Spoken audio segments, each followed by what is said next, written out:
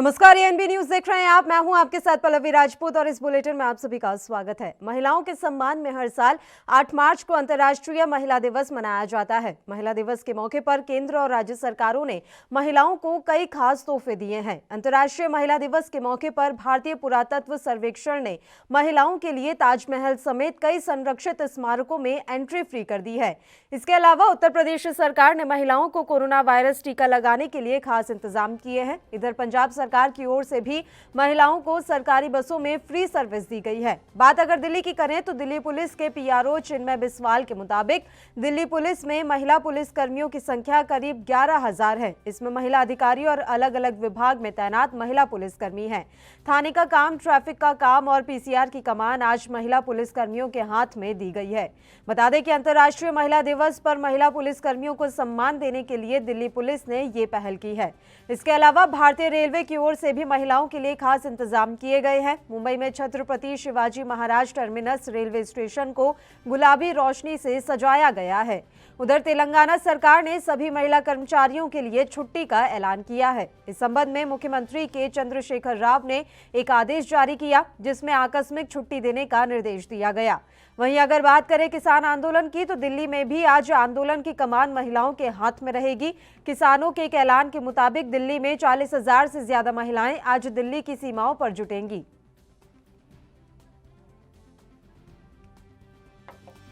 मैं यही कहना चाहूंगी कि नारी शक्ति के बिना न तो पहले इतिहास था, न आज है और न आगे होगा। नारी का साथ पुरुष के साथ हमेशा से जुड़ा रहा है, उसके बिना पुरुष भी अधूरा है और नारी ने हर इतिहास में अपना साथ पुरुषों का दिया है और आज भी दे रही है। और ये इस बात का सबूत है कि आज कितनी सारी नारी शक्ति हमारे सामने आई हुई है।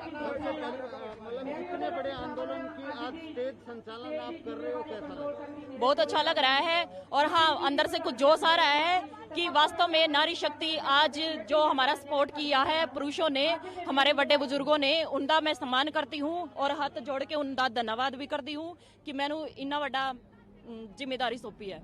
कि पहली बार महिलाओं को इतना सम्मान मिल रहा है कि पूरा मंच महिलाएं चला रही हैं। जहां जहां हमारे आंदोलन चल रहे हैं सभी बॉर्डरों पे हमारी नारी शक्ति लगी हुई है। मजदूर महिलाएं, किसान महिलाएं, सैनिक परिवारों की महिलाएं पहली बार जो मान सम्मान और अपने हकों के लिए जागी है मातृशक्ति। आने वाले समय में आप देखना कि ये इतिहास बदल के रख देगा। ये जो किसान आंदोलन है, अकेला किसान आंदोलन ना होकर भविष्य में इसका बहुत ज्यादा फायदा होने वाला महिलाओं को, खासकर महिलाओं को। और जो मैं ये कहूंगी, जो माताएं बहनें सरपंच बनी हुई है, सरपंच पद मिला हुआ है, उन माताओं को कहना चाहूंगी कि जहां पे भी पंचायत हो या सरकारी दफ्तरों में जाना हो, मेरी माताओं बहनों, आपको पद मिला है तो आप जाएं, अपने हस्बैंड को ना भेजो उस जगह। क्यों, आप क्या बोल नहीं सकती हैं? अगर आपको जिम्मेवारी दी गई है तो आप जाइए दफ्तरों में, आवाज उठाइए। नहीं तो अगर आप सरपंच होते हुए आवाज नहीं उठा पाएंगी तो आप गाँव की महिलाओं को क्या मैसेज देंगी? देखिए, हमारे समाज में महिलाओं को इक्वल हिस्सा देना चाहिए। हम तो वैसे भी मानते हैं और लड़के और लड़की में कोई फर्क नहीं है।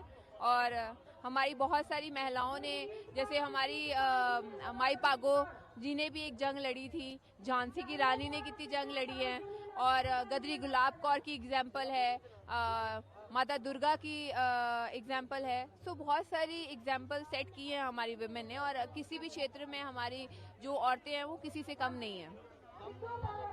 ये कहा जाता है कि महिलाएं घर संभालेंगी, चूल्हा चौका करेंगी, लेकिन आंदोलन में इतनी तादाद में पहली महिलाएं नहीं। देखिए, महिलाएं अगर घर संभाल सकती है ना, घर संभालना सबसे डिफिकल्ट चीज होती है, और एक बच्चे को जन्म देना और घर संभालना उससे बड़ी कोई चीज नहीं होती। इसीलिए भगवान ने महिलाओं को वो रिस्पॉन्सिबिलिटी दी है, क्योंकि भगवान को भी पता है कि महिलाएं सबसे ज्यादा स्ट्रांग होती हैं, वो ये सब कुछ सहन कर सकती हैं। तो बाहर की दुनिया तो उसके महिलाओं के लिए बहुत ईजी है एज कंपैरेटिवली, जितना घर पे वो काम करती हैं। एक बच्चे को जन्म देना, 9 महीने पेट पे रखना, सबसे ज्यादा डिफिकल्ट फेज वो होता है। और मुझे नहीं लगता है भी वो आप उस चीज को लेकर महिलाओं को कभी किसी चीज से कम समझ। तो महिलाओं के सम्मान में हर साल 8 मार्च को अंतर्राष्ट्रीय महिला दिवस मनाया जाता है। महिला दिवस के मौके पर आज केंद्र और राज्य सरकारों की तरफ से महिलाओं को कई खास तोहफे दिए गए हैं। अंतर्राष्ट्रीय महिला दिवस के मौके पर भारतीय पुरातत्व सर्वेक्षण ने महिलाओं के लिए ताजमहल समेत कई संरक्षित स्मारकों में एंट्री फ्री कर दी है। इसके अलावा उत्तर प्रदेश सरकार ने महिलाओं को कोरोना वायरस टीका लगाने के लिए खास इंतजाम किए हैं। इधर पंजाब सरकार की ओर से भी महिलाओं को सरकारी बसों में फ्री सर्विस दी गई है। बात अगर दिल्ली की करें तो दिल्ली पुलिस के पीआरओ चिन्मय बिस्वाल के मुताबिक दिल्ली पुलिस में महिला पुलिस कर्मियों की संख्या करीब 11,000 है। इसमें महिला अधिकारी और अलग अलग विभाग में तैनात महिला पुलिसकर्मी हैं। थानों का काम, ट्रैफिक का काम और पीसीआर की कमान आज महिला पुलिस कर्मियों के हाथों में है। बता दें कि अंतर्राष्ट्रीय महिला दिवस पर पुलिस कर्मियों को सम्मान देने के लिए दिल्ली पुलिस ने यह पहल की है। इसके अलावा भारतीय रेलवे की ओर से भी महिलाओं के लिए खास इंतजाम किए गए हैं। मुंबई में Chhatrapati Shivaji Maharaj terminus railway station को आज गुलाबी रोशनी से सजाया गया है। उधर तेलंगाना सरकार ने सभी महिला कर्मचारियों के लिए छुट्टी का ऐलान किया है।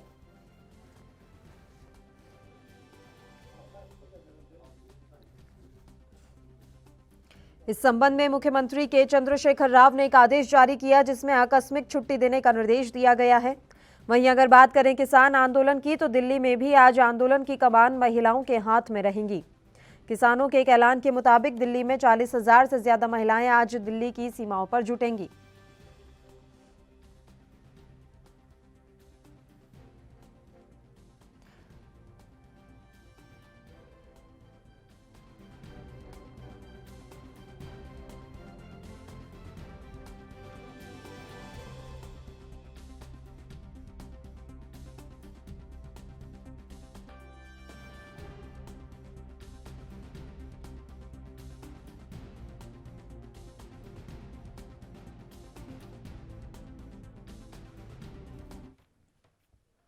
और महिला दिवस के इस मौके पर हमारे साथ दो मेहमान इस समय जुड़ी हुई हैं। काफी खास ये मेहमान हैं, आपका परिचय इनसे करवा देते हैं। रानी गुप्ता जी जो कि महिला इंस्पेक्टर हैं, इनके अलावा डॉक्टर संध्या व्यास जी जो कि इंदौर महिला बाल विकास विभाग से हैं। मैं दोनों ही मेहमानों का स्वागत करती हूँ ANB न्यूज पर।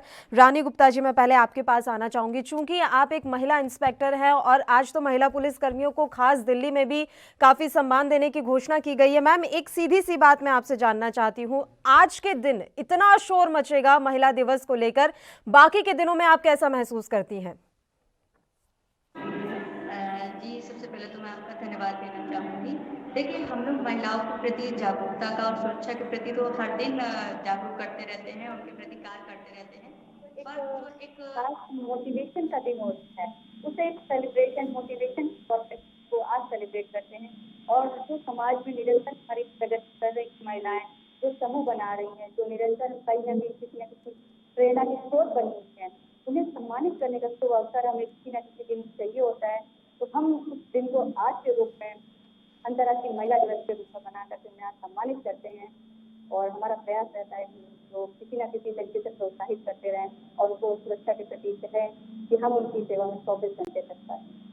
ठीक है, डॉक्टर संध्या व्यास, आपके पास मैं आना चाहूंगी। अंतर्राष्ट्रीय महिला दिवस है, आप महिला बाल विकास विभाग में कार्यरत हैं, आप किस तरीके से देखते हैं? रोजाना कोई ना कोई ऐसा मसला आपके सामने महिलाओं से जुड़ा आता होगा जो वाकई में रोंगटे खड़े कर देता है। ऐसे में आज का दिन हम तमाम महिलाओं को देख रहे हैं कि उनको सम्मानित किया जा रहा है या उनको मोटिवेट किया जा रहा है, जैसा कि रानी गुप्ता जी ने भी कहा। अन्य दिनों के लिए आप क्या संदेश देना चाहेंगी ताकि हर दिन हम महिलाओं के लिए ऐसा ही रहे कि आज भी महिला दिवस है? जी, मैं सोचती हूँ कि आज का ये जो शोर है, आज की ये जो धूम है, इसकी गूंज इतनी रहे कि ये साल भर गूंजता रहे और साल भर जो बातों का, आज जो चर्चाओं का सिलसिला शुरू हुआ, वो कार्य रूप में परिणित होके साल भर हमारे सामने आता रहे। और जैसे मैं संयुक्त संचालक हूँ महिला बाल विकास की इंदौर संभाग की, तो हमारा ज्यादा काम ये होता है कि महिलाओं का, जो भी महिलाओं के साथ अत्याचार होता है, हिंसा होती है, जो भी महिलाओं के साथ इनजस्टिस होता है, उसको कैसे हम पुनर्वासित करें, उसको कैसे हम समाज की मुख्य धारा में जोड़े और कैसे महिलाओं के कल्याण के लिए जो योजनाएं हैं उनको अच्छे से संचालित करें। तो इसके बारे में आज भी और 3 दिन तक हमारा जो कार्यक्रम हो रहा है, बहुत चर्चाएं परिचर्चाएं होंगी, बहुत सारी योजनाएं आकार लेंगी और हम पूरे उत्साह से उसको संचालित करेंगे। ऐसा हम सब लोगों की प्रतिबद्धता है। बिल्कुल, जो प्रतिबद्धता आपकी है, हम भी यही उम्मीद करते हैं कि महिलाओं को इन तमाम योजनाओं का लाभ ज़रूर मिले और वो खुद अपने आप को मजबूत महसूस कर सकें। रानी गुप्ता जी, मैं आपका रुख करना चाहूँगी। मैम, वैसे ही पुलिस कर्मियों का काम काफ़ी कठिन होता है, दिन रात एक करके उन्हें काफ़ी मेहनत करनी पड़ती है, ये किसी से छिपा हुआ नहीं है। ऐसे में एक महिला होने के नाते आप अपने रोज़मर्रा के जीवन में कितनी मुश्किलों का सामना करना पड़ता है आपको भी? अब आप जैसे जानते हैं कि हम लोग महिलाएं, हमें अपने घर का भी कार्य करना पड़ता है और बाहर का भी कार्य करना पड़ता है। इस चीज़ों में महिलाओं की सहन शक्ति और शक्ति की हम जाहिर सी बात है देंगे। हमें अपना व्यस्त जिंदगी से अपने निजी कार्य के लिए भी समय निकालना पड़ता है और कानून के प्रशासन में भी सहयोग करना पड़ता है। जो भी विवेचनाएं होती हैं उन्हें सुनना होता है और जो पीड़ित महिलाएं हमारे पास आती हैं अपनी समस्याएं लेकर के, उनका भी निस्तारण करना होता है। और उसके बाद जो हमें स्वयं समय मिलता है उसमें मैं महिलाओं को जागरूक करती हूँ, उन्हें प्रेरित करती हूँ और बालिका शिक्षा के लिए कहती हूँ कि हर बालिकाएं पढ़े, जो बालिकाओं का प्रतिशत है वो 100% की ओर बढ़े। ऐसे में आपको आपके विभाग की तरफ से या स्थानीय प्रशासन की तरफ से कितना सहयोग मिलता है? जितना क्या हम अपेक्षा करते हैं उतना सहयोग आपको मिल पाता है रानी जी? अब हम ये कह सकेंगे कि जैसा कि मैं जनपद जालौन में नियुक्त हूँ और मैं महिला शक्ति की प्रभारी हूँ, तो मुझे ये खास जिम्मेदारी दी गई है कि आप अपने कार्य को करते हुए हमारे समाज की जो महिलाएं हैं, पीड़ित महिलाएं, जो महिलाओं के प्रति अपराध हो रहा है, उनको दूर करने के लिए आप स्वयं भी महिलाओं के बीच जाएं और उन्हें प्रेरित करें कि अपने जो उत्पीड़न है उनका विरोध करें और जरूरत पड़ने पर हेल्पलाइन नंबरों का प्रयोग करें। और सहयोग की बात रही तो सहयोग तो थोड़ा ही रहता है, मगर हमारी जो अंदर से प्रेरणा होती है उससे हमारा जज्बा होता है कि नहीं, जैसे हम किसी चीज से निकल के आए हैं, मैं बन गई हूँ, मेरे समाज की भी बेटियां वैसे ही बने और हम उनका उत्साहवर्धन करें और उन्हें प्रेरित कर सकें। बिल्कुल। डॉक्टर संध्या, एक अहम जानकारी मैं आपसे चाहूँगी। महिला बाल विकास विभाग की तरफ से तमाम तरह की योजनाएं चलाई जाती है और कई ऐसे कानून हैं जो महिलाओं को संरक्षण प्रदान करने में या उनको मजबूती प्रदान करने के काम आते हैं। क्या वाकई में ज़मीनी हकीकत पर महिलाओं को अपने अधिकारों के बारे में जानकारी है? क्या वो जानती हैं कि उनकी सुरक्षा के लिए, उनके सशक्तिकरण के लिए कितने कानून बने हुए हैं, या आज भी स्थिति ऐसी है कि महिलाओं को अपने अधिकारों के बारे में जानकारी ही नहीं है?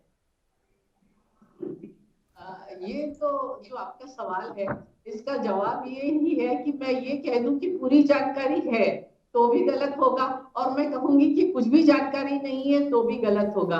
आधा ग्लास भरा है और आधा खाली है, लेकिन हमारा ये ग्लास पूरा भरा होना चाहिए। इसके लिए हम प्रयासरत हैं और इसके लिए ही आज जो हमने 3 दिवस का जो कार्यक्रम रखा है, इसमें हर गांव में ग्राम सभा रखी है और हर गांव में इन अधिकारों पर, इन कानूनों पर, इन योजनाओं पर, इन सब चीजों पर संवेदीकरण होगा, इन सब चीजों पर जानकारी होगी, जानकारी दी जाएगी। सारी ग्राम पंचायतें प्रदेश की सभी में ग्राम सभा का आयोजन हो रहा है और ये प्रयास है, लक्ष्य बहुत ऊंचा है कि पूरी जानकारी हो, पूरी कानूनी साक्षरता हो। ये लक्ष्य बहुत ऊंचा है, लेकिन इस दिशा में हम चल रहे हैं, हम रुके हुए नहीं हैं। बिल्कुल। और अगर हम ग्रामीण क्षेत्र की महिलाओं के बारे में अगर मैम बात करें संध्या जी, तो उनकी स्थिति आप कैसी देख रही हैं? उनके सामने तो तमाम तरह की चुनौतियां होती हैं, उसके बावजूद वो खड़ी रहती हैं। ऐसे में वो आगे आए, साक्षरता की दर उनके लिए ज़्यादा बढ़े, उनकी बच्चियां पढ़ें, ये कितनी प्रायोरिटी है आप लोगों के लिए? ये बहुत ज्यादा, हम जितनी शाला त्यागी बालिकाएं हैं उन सब की हमने लिस्टिंग की है। उन बच्चियों को हम स्कूल से जोड़ रहे हैं और उनकी जो लाइफ स्किल डेवलपमेंट है उसके लिए भी काम कर रहे हैं। तो सारी चीजों पर काम हो रहा है। लेकिन जहां तक आपका सवाल है, वास्तव में हमें आज के इस युग में भी जब हम महिलाओं पर अत्याचार देखते हैं, शाला त्यागी बालिकाएं देखते हैं गांव में, तो बहुत तकलीफ होती है, क्योंकि हम इस चीज को जस्टिफाई नहीं कर सकते कि हम प्रयास कर रहे हैं। अभी तक तो हमारी सारी कोई भी बालिका स्कूल से बाहर नहीं होनी चाहिए थी। सारी महिलाएं अपने लिए बहुत जागरूक, और भी ज्यादा जागरूक हो जानी चाहिए थी। तो वो भी है, एक असंतोष भी रहता है, लेकिन प्रयास जारी है और सभी दिशाओं में हम कोशिश कर रहे हैं। बिल्कुल। रानी गुप्ता जी, एक बात आप मुझे ये बताइए, जब किसी तरीके का मामला सामने आता है, आपके सामने कई मामले आते होंगे, खासकर रेप के मामले ज़्यादातर अब सामने आते हैं। कई घटनाएं तो ऐसी होती हैं जिनमें बच्चियां या लड़कियां सामने निकल कर आती नहीं है और उन्हें तो इग्नोर तक कर दिया जाता है। छेड़खानी की मैं यहाँ बात कर रही हूँ, राह चलते कोई अगर आपको छेड़ जाता है तो ऐसी घटनाओं को तो शायद हमारा समाज सीरियसली ही नहीं लेता, गंभीरता से लिया नहीं जाता और लड़कियां भी भूल जाती हैं कि ठीक है, कुछ हो गया था, कोई बात नहीं, जाने दीजिए। इनके लिए जागरूक करना कितना जरूरी है। और हम ऐसे केसेस में ये भी देखते हैं कि पुलिसकर्मी भी यही सोचते हैं कि चलिए रफा दफा कर देते हैं, छोटी सी ही घटना थी। देखिए, आज के जो हमारे जनपद जालौन के पुलिस अधीक्षक हैं डॉक्टर यशवीर सिंह, इस उत्पीड़न के मामले में बहुत ही जागरूक है और उन्होंने हर तरीके से हमें हिदायत दे रखी है कि अगर महिला संबंधी कोई भी अपराध आता है तो उसे आप बहुत ही अच्छे से डील करेंगे और कोई भी हीनियस क्राइम होता है तो तत्काल उसकी रिपोर्ट उच्च अधिकारियों को सूचित करेंगे। अगर कोई भी बात आती है, हमने इसी क्रम में हर थानों में महिला हेल्प डेस्क की स्थापना भी कर रखी है और महिला चौकी की भी स्थापना हो रही है। हमारी टीम और anti Romeo team, squad team school कॉलेजों के आसपास सिविल ड्रेस में और वर्दियों में पुलिस मित्र बन करके भी भ्रमणशील रहती है और उनके बीच जाकर के हेल्पलाइन नंबर और अपने पर्टिकुलर CUG नंबर भी वितरित करती है और बोलते हैं कि आपको कोई भी बात हो तो हमसे जरूर बताएं। अगर वो बताएंगे तो हम त्वरित कार्रवाई करते हैं। और जैसे छोटी छोटी बातें होती हैं तो बच्चियां भूल जाती हैं। ये आसपास ऐसा जो माहौल है पहले तो था, मगर अब जैसे जैसे कि समय में बदलाव आ रहा है, बच्चे भी अपने अधिकारों को जानने लगे हैं, महिलाएं भी अपने अधिकारों को पहचानने लगी हैं और पीड़ित का विरोध करने के लिए आगे आ रही हैं। इसी क्रम में जैसे ही हमारे पास कोई एप्लीकेशन आती है, हम उसके ऊपर निर्णय जरूर लेते हैं। हाँ, अगर एप्लीकेशन नहीं आ पाती है तो हमारे पास बनता हो जाती है कि हम चाह करके उस पर कुछ नहीं कर सकते। इसके लिए हम महिलाओं से यही कहेंगे कि वो सामने आए और अपनी बात को रखें। जब वो खुद न्याय के लिए कहेंगे तो हमारी भी ताकत डबल हो जाती है और हम उनको न्याय दिलाने के लिए अपनी पूरी शक्ति लगा कर लड़ सकते हैं। की बात करें तो अब यहाँ पर जगह जगह महिला थाना खुल गए हैं, उससे भी ज़्यादा महिला डेस्क का अब तो जो है स्थापना की गई है। मैंने अभी हाल फिलहाल में काफ़ी तस्वीरें भी देखी थी।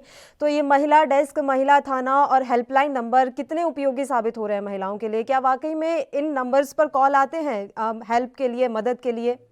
जी हाँ, जैसे कि मैं 1090 के सारे कॉल्स वगैरह देखती हूँ और हमारे जो थाने की अपने यहाँ का कंट्रोल रूम है वो सभी को निर्देशित करता है और यहाँ तक कि हमारे PRV 112 नंबर भी उन कंट्रोल रूम से पहुँचती है। बिल्कुल। डॉक्टर संध्या व्यास, आपके पास आना चाहेंगे। जैसा कि हम साक्षरता को लेकर बात कर रहे थे कि अभी भी महिलाएं उतनी जागरूक नहीं हैं, पढ़ाई लिखाई में काफ़ी पीछे हैं। आप क्या वजह मानती हैं? हालांकि हर क्षेत्र में अब महिलाएं हैं, हमारे देश की मैं बात करूं तो हर क्षेत्र में महिलाएं हैं और कंधे से कंधा मिलाकर चल रही हैं, किसी भी मायने में पीछे नहीं है। लेकिन अभी भी जो एक वर्ग आगे नहीं आ पा रहा है, पढ़ाई लिखाई में आगे नहीं बढ़ पा रहा है, कार्यक्षेत्र में आगे नहीं बढ़ पा रहा है, तो उसकी वजह आप क्या मान रही हैं? क्या रोक रहा है उन्हें? बहुत सारे कारण हैं। जब हम मेरा जो संभाग है ये, इसमें बहुत सारा ट्राइबल इलाका आता है, जनजाति इलाका आता है। वहां पर हम देखते हैं कि कई बालिकाएं रेगुलर स्कूल नहीं जाती हैं या कई बालिकाएं नाम तो दर्ज है पर उतना पढ़ती नहीं और धीरे धीरे उनकी पढ़ाई छूट जाती है। इसके लिए बहुत सारी चीजें, जिम्मेदारियां उनकी जो घर की जिम्मेदारियां हैं। और एक मैं ये सोचती हूँ कि जो गांव में वातावरण होता है, जो एक अगर उसको बाहर पढ़ने जाना है तो वहां जाने के लिए जो सुरक्षा का वातावरण है, जो मन में भय है, तो ये बहुत सारी चीजें हैं, घर की जिम्मेदारियां हैं, तो ये बहुत सारी चीजें। और ये हर्डल मैं आपको बताऊं इतनी छोटी छोटी है कि अगर हम उसको टाइमली सॉल्व कर ले तो वो हर्डल सॉल्व भी हो सकती है। जैसे अगर लड़कियों की जाने की दिक्कत है तो कई जगह हमने ऐसे प्रयोग किए हैं कि ग्रुप में लड़कियां जा सके या उनकी सुरक्षा की व्यवस्था हो सके या ग्राम पंचायत उस बात पे कुछ ध्यान दे दे, या फिर अगर कोई छोटी छोटी जिम्मेदारियां हैं लड़की के घर पे काम संभालने की, उसको हम कैसे काउंसलिंग करके कैसे उसका समाधान निकाल के काम करें, तो ये सारी चीजें सॉल्व हो सकती है। और कई बार लड़कियों की शादी वगैरह की जो तैयारियां हो जाती है उससे भी शाला त्यागी बालिकाएं हो जाती हैं। तो बहुत सारे छोटे छोटे कारण हैं, विभिन्न कारण हैं। कई जगह तो ऐसी भी मान्यता होती है गांवों में या आदिवासी क्षेत्र में कि लड़की पढ़ेगी। जैसे मैंने कुछ स्टडी की थी तो उसके फिर ये है कि हमारे घर में गाय है, गाय को कौन देखेगा, जबकि ये ऐसी छोटी छोटी चीजें बहुत आसानी से सॉल्व की जा सकती है। तो टाइमली इंटरवेंशन इसके लिए जरूरी है। इस दिशा में हम प्रयास कर रहे हैं कि जैसे ही बच्ची की पढ़ाई छूटने लगे उस समय क्या कारण है, क्यों पढ़ाई छूट रही है और उसको कंटिन्यू कैसे करना है। और गांव में अगर पढ़ाई छोड़ने का वातावरण बन जाता है कि 2-3 लड़कियां छोड़ देती है, तो पढ़ाई का पैशन भी कैसे बनाए कि नहीं पढ़ाई करना जरूरी है, एक उनके बीच में सकारात्मक वातावरण कैसे क्रिएट करें, ये छोटी छोटी चीजें भी काम कर सकती है और इससे हम प्रयास कर रहे हैं। बिल्कुल, महिलाओं को सशक्त बनाने की कोशिश ना सिर्फ सरकार को करनी चाहिए बल्कि समाज को भी इसमें आगे आना होगा, तभी जाकर हम महिलाओं के लिए एक सुरक्षित समाज और एक वातावरण का निर्माण कर सकेंगे। मैं आप दोनों का ही शुक्रिया अदा करना चाहूंगी आप हमारे साथ जुड़ी तमाम चर्चा के लिए। तो आपको बता दें कि 8 मार्च यानी कि आज अंतर्राष्ट्रीय महिला दिवस मनाया जा रहा है, लेकिन सवाल यही है कि क्या वाकई में हम सही मायने में महिला दिवस मना पा रहे हैं या आज भी कई ऐसी समस्याएं हैं जो मुंह बाए खड़ी हुई हैं और महिलाओं को आगे बढ़ने से रोक रही हैं। ये 1975 की बात है। यूएन यानी कि यूनाइटेड नेशंस ने इंटरनेशनल विमेंस ईयर मनाते हुए पहली बार इंटरनेशनल विमेंस डे भी मनाया था।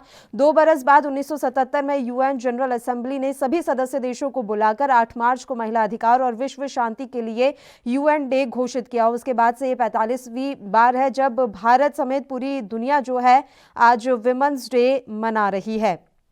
लेकिन आज भी एक बड़ा सवाल खड़ा है कि आखिर साल में एक दिन विमेंस डे मना लेने से क्या कुछ बदल गया है या फिर ये सिर्फ एक रस्म अदायगी है। आंकड़े तो यही कहते हैं कि दुनिया भर में बदलाव जिस तेजी से होने चाहिए थे वैसे हुए नहीं। भारत में तो महिलाओं के हालात और भी परेशान कर देने वाले हैं। तमाम सरकारी और सामाजिक कोशिशों के बाद देश में पढ़ने वाली लड़कियों की संख्या तो बढ़ी, लेकिन इस पढ़ाई को उसी दर से करियर में बदलना महिलाओं के लिए अब भी दूर की कौड़ी ही नजर आता है। जमीनी सच का अंदाजा इस एक तथ्य से लगाया जा सकता है कि बोर्ड एग्जाम में टॉप करने वाली लड़कियों में 40% को ही विदेश जाकर पढ़ने का मौका मिलता है, जबकि लड़कों में यह दर 63% है। आजादी के 73 साल के बाद भी नौकरशाही हो या जुडिशरी, महिलाओं की नाम मात्र मौजूदगी है। कुछ ऐसा ही हाल देश का सर्वोच्च भारत रत्न जैसे सम्मान और फिल्म फेयर जैसे बेहद मशहूर अवार्ड का है। इनमें भी महिलाओं के नाम जो है कुछ ही दिखाई देते हैं, इनमें महिलाओं की संख्या ज्यादा नहीं है।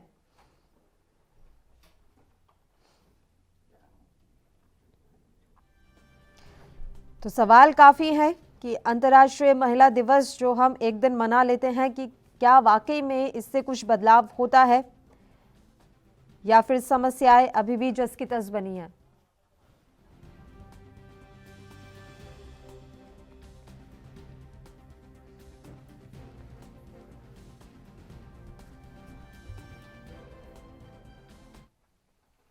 और इस मसले पर चर्चा के लिए एक और मेहमान इस समय हमारे साथ जुड़ी हैं। आपका परिचय करवा देते हैं मेहमान से। वंचना सिंह परिहार जी जो कि प्रशासक वन स्टॉप सेंटर महिला बाल विकास इंदौर से हैं। मैम स्वागत है आपका एएनपी न्यूज पर। और मेरा सीधा सा सवाल है, अंतर्राष्ट्रीय महिला दिवस आज देश के साथ साथ पूरा विश्व मना रहा है, लेकिन क्या वाकई में सही मायनों में हम अंतर्राष्ट्रीय महिला दिवस मना पा रहे हैं या अभी भी बहुत कमियां हैं?